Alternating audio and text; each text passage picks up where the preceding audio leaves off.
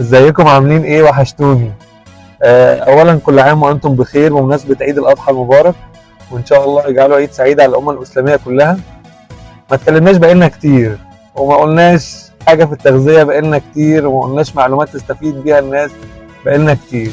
مؤخرا كنا بنعمل شوية دراسات كده وابحاث في جامعة القاهرة على موضوع الكيتو دايت، وفكرة ان هو بقت حاجة كومن دلوقتي وانتشرت. وبتروحي سوري انا اسف، مدربة جيم تقول لك امشي على الكيتو دايت، وتروحي لفلان وعلان يقول لك امشي على الكيتو دايت، وده بيجيب نتيجة حلوة ونتيجة سحرية وقوية، طبعا بدون الدخول في اي اعراض جانبية او مشاكل صحية. والموضوع منتشر قوي طبعا عشان نتائجه القوية، والفكرة كلها من ان هو نتيجته خلال اسبوع او اسبوعين بتلاقي فيه فرق كبير وملحوظ ونزول كبير قوي في الوزن.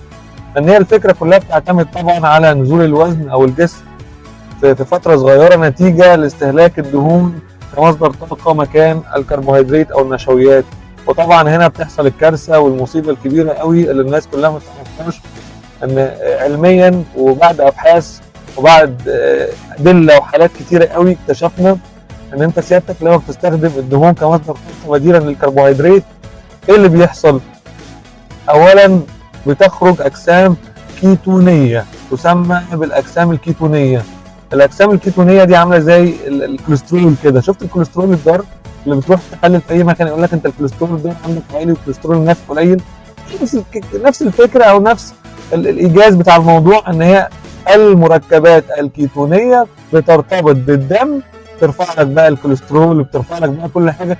ده غير ان هي اصلا مركبات توكسيسيتي او يعني توكسينوجينيك، مركبات مسممه تؤدي الى التسمم او تؤدي الى مشاكل صحيه بالجمله.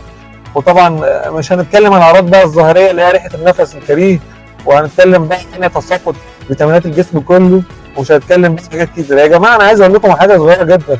الكربوهيدرات والنشويات هو مصدر طاقه لخلايا كرات الدم الحمراء، وهي مصدر طاقه للخلايا العصبيه.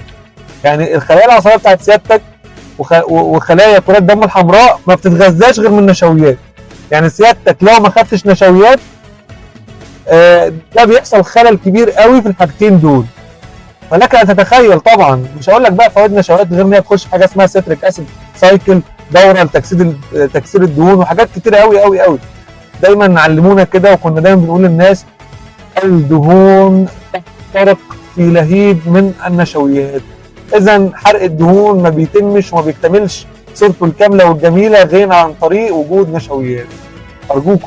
ارجوكم بلاش تنجرف وراء الشائعات، وراء الناس اللي هي مش فاهمه وما عندهاش خلفيه علميه ومش دارسه.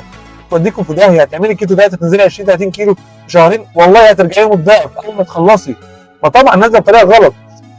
مش بس كده، كمان انت ساعتك بعد ما تنزليهم هتلاقي جسمك اتدمر، فيتامين د ناقص، فيتامين ا ناقص، فيتامين ج ناقص، فيتامين سي ناقص، وانيميا ناقصه، وبي 12 ناقص، وحساب تعبانه، وضغط، كل المشاكل الصحيه هتحصل لك بسبب الكيتو دايت ونقص العناصر الغذائيه اللي في جسمك. طب ليه تعملي في نفسك كده؟ طب ما سيادتك تنزلي بطريقه صح احسن.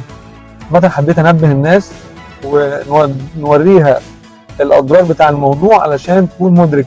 انا عايز افهمك الاعراض والاضرار وانت اختار براحتك، اذا كنت عايز نتيجه سريعه مع مشاكل صحيه بالجمله، او نتيجه بطيئه مع حياه صحيه وحياه امنه جدا. كل عام وانتم بخير مره ثانيه. استنونا ان شاء الله فيديو تاني نتكلم فيه عن الدايت بتاع عيد الاضحى المبارك.